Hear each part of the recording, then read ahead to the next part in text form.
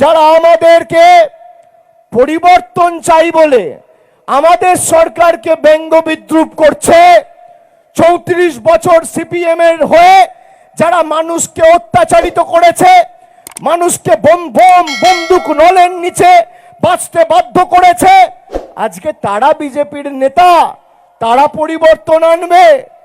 বোতলটা নতুন, মদটা পুরনো, এটা মাথায় রাখবেন। জার্সিটা খালি পাল্টেছে।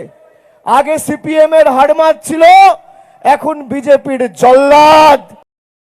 একদিকে মমতা ব্যানার্জির সরকার, আর একদিকে নরেন্দ্র মোদীর সরকার।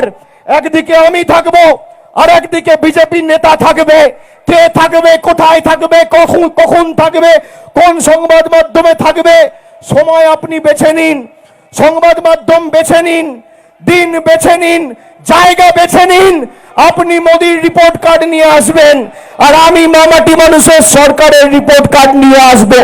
বোকাট্টা করে মাঠের বাইরে বার করবো, নইলে মানুষকে মুখ দেখাবো না।